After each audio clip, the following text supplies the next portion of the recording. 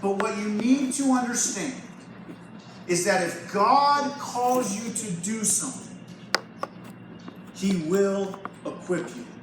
He does not leave his people unequipped.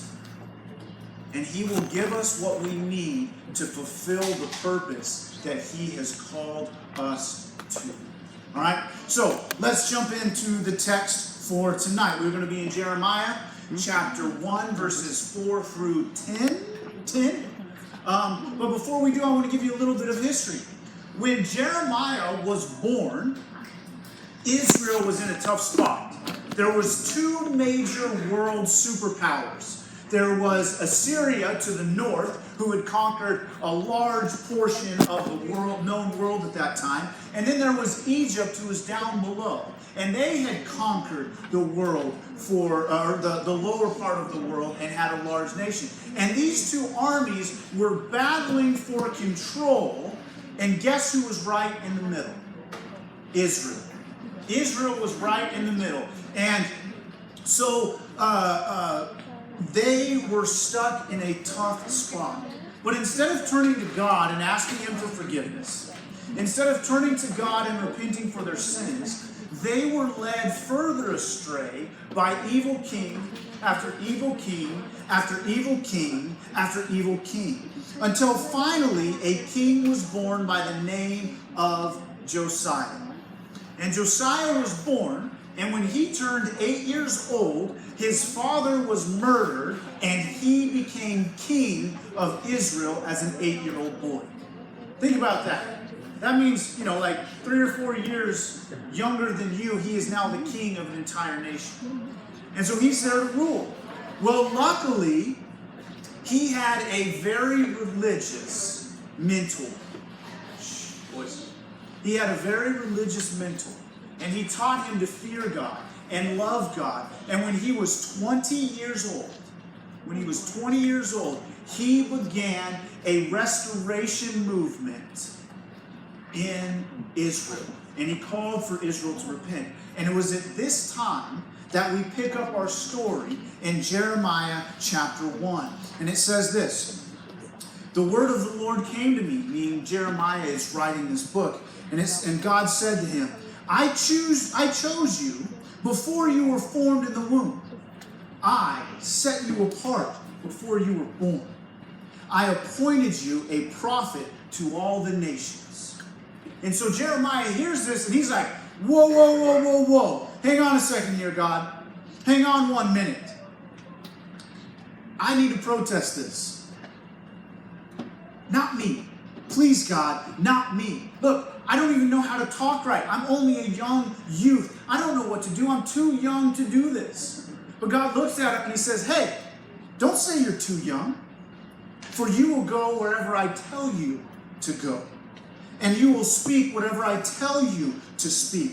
Do not be afraid of anyone, for I will be with you to deliver you. This is the declaration of the Lord, he says.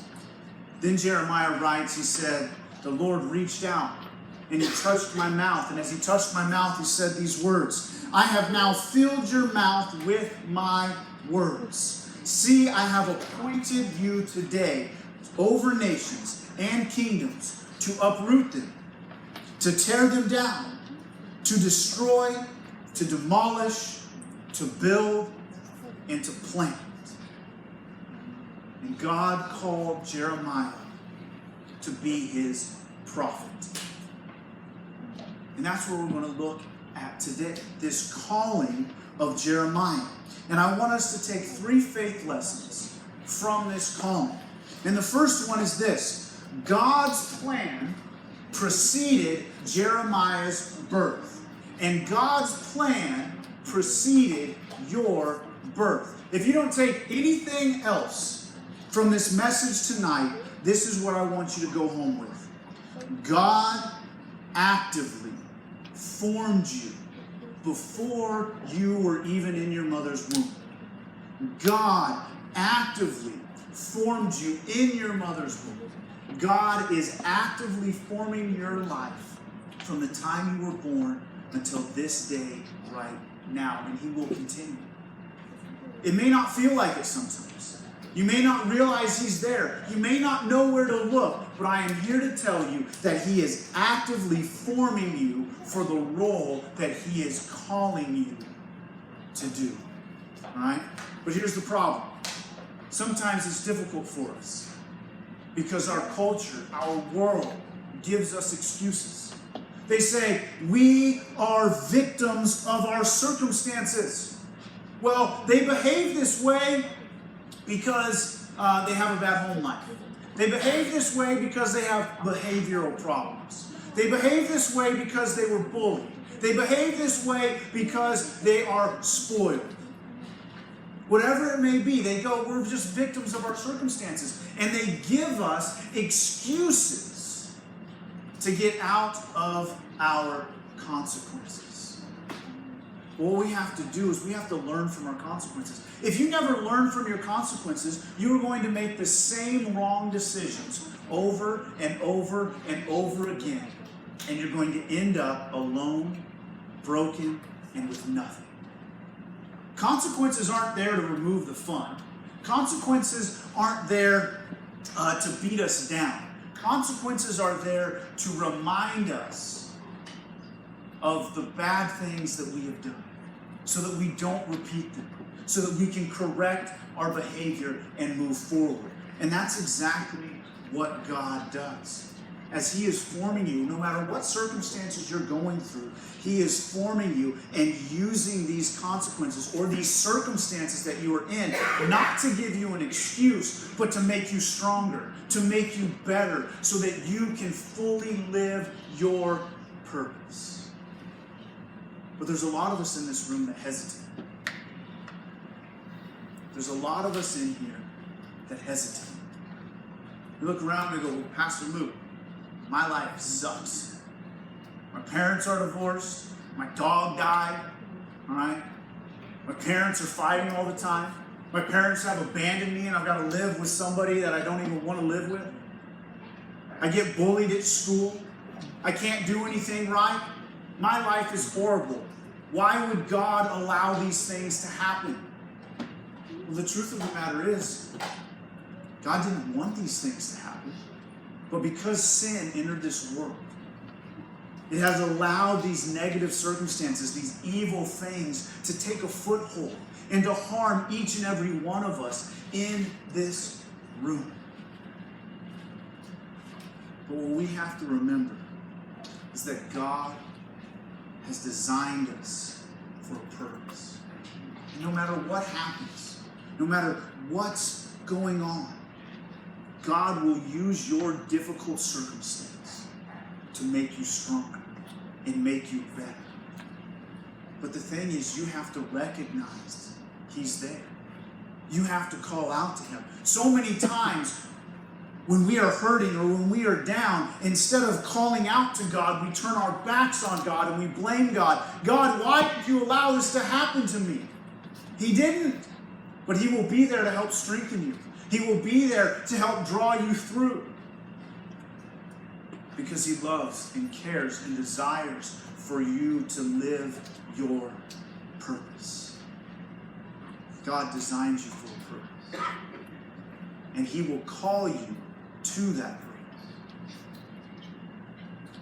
And the calling is your reason for living. For Jeremiah, it was to be a prophet.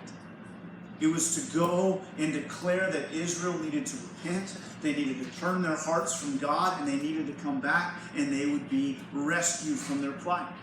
For me, he has called me to stand before you and be your preacher, to be your mentor in his word, and to hopefully, like we learned about in the video, to share with you the truths of the Bible so that when you leave here, you don't have doubts, you don't have questions, but you can stand firm in who God is.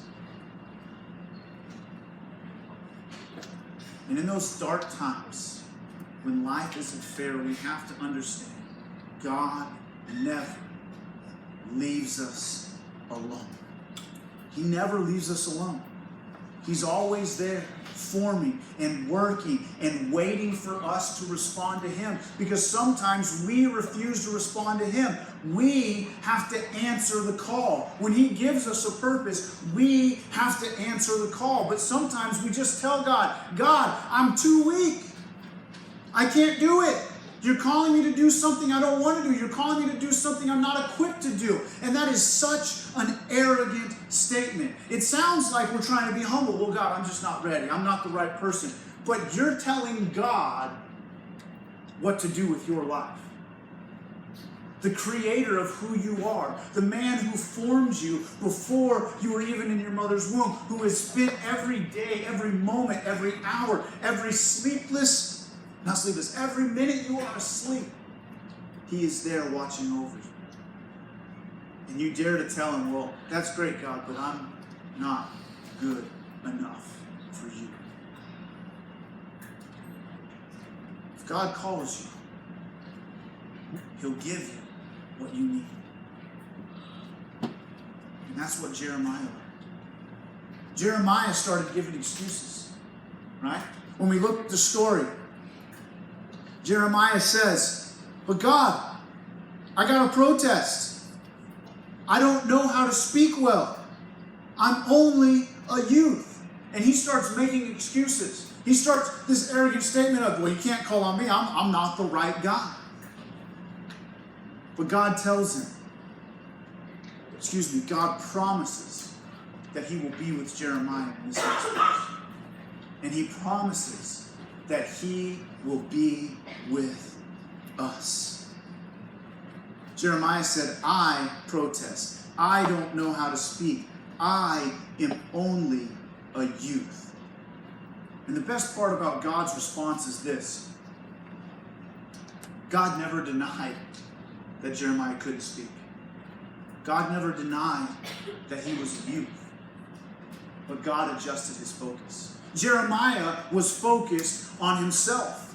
But God changed that focus. He said to him, do not say I am only a youth, for you will go everywhere I send you to.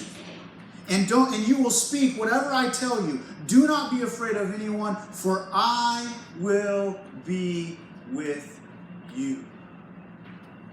Jeremiah was focused on himself. God changed the focus from Jeremiah's eye to that of God. Jeremiah didn't feel equipped. He didn't feel ready. He didn't feel capable.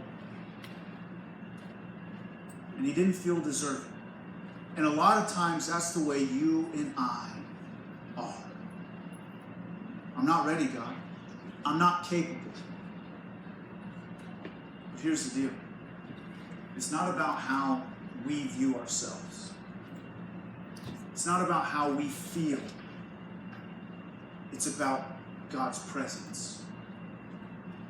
And the fact that even though we may not feel ready, we may not feel adequate, if God calls us, He will provide. He will make us ready. He will give us the capabilities, and He will allow us to succeed where we thought we would fail. Because not only did God form us, not only does God promise to be with us, but God will equip us just like He equipped Jeremiah. In verse 9, Jeremiah says that God reached out His hand and He touched my mouth. And when He did that, He said, I will fill your mouth with my words. Jeremiah said, I can't talk. And God said, don't worry. You now will know what to say because I have given it to you. And that's exactly what God will do. God provided what Jeremiah needed. And God will provide whatever you need. Because God forms you with that purpose. From the time before you were even a thought in your mom's head, you have been formed. You have been planned for. You have a purpose. And God will equip you. But here's the deal. I want to take a step back and I want to be real for a moment. Because the honest reality is just because God formed us, just because God promises to be with us, just because He will equip us, doesn't mean we will be a success by our or worldly standards. And when we look at the life of Jeremiah and the rest of the book of Jeremiah, we find out that by world standards, he was a failure, right? He was opposed everywhere he went by the Israelites, right? He was labeled a traitor. He was rejected. He was called the weeping prophet because he was so concerned and so caring about the people of Israel that he would weep as he was speaking to them, trying to get them out and understand that they needed to repent. But even though he did everything he could, and he preached what God had told him, and he spoke to the people of Israel, they never listened and they never repented. And during his lifetime, he had to sit and watch Israel refuse to come back to God. And he watched Babylon come in and conquer Assyria, and come in and conquer and enslave Israel, and come in and punish the people of Israel for their inability to heed his warning.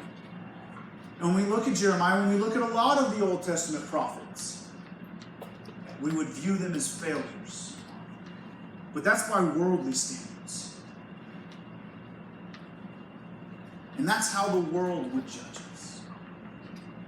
But the beautiful thing is, it's not about how we view success. It's about God's view. Because God doesn't judge us on numbers. You will never save anybody from hell. You can't do it. Only God can. You will never convince somebody to change their heart and follow God. Only God can do it. He doesn't judge us on numbers. He doesn't judge us on successes in the world. He judges us on our willingness to go and tell. That's all he asked Jeremiah to do. I want you to go and speak to the people. I want you to go and I want you to follow them. And that's what he did. And in the eyes of God, he was viewed as a success.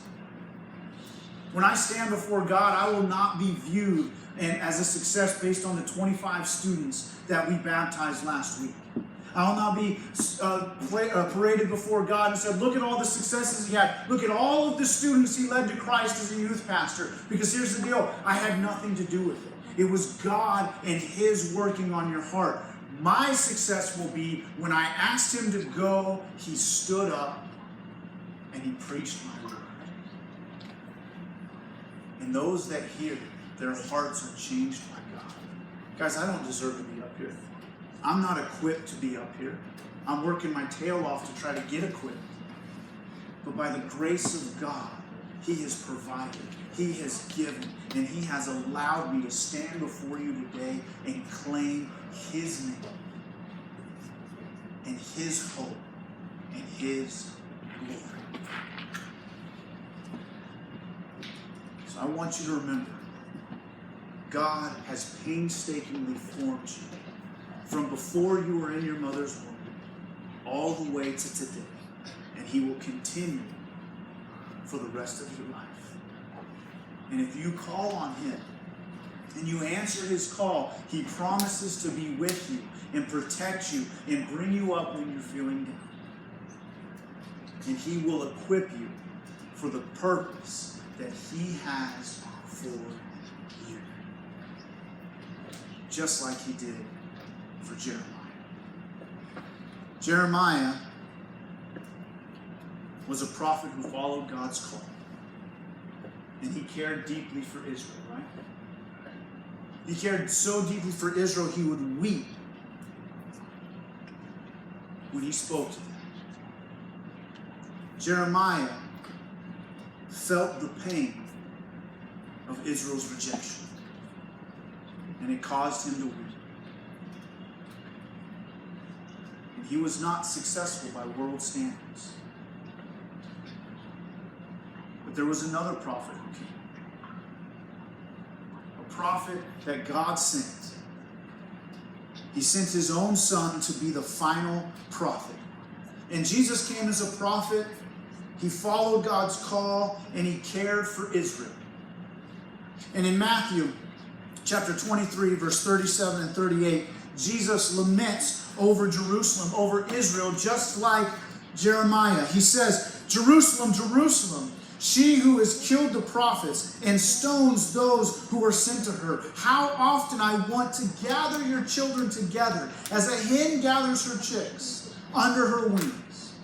Yet you are not willing. See, your house is left to the desolate.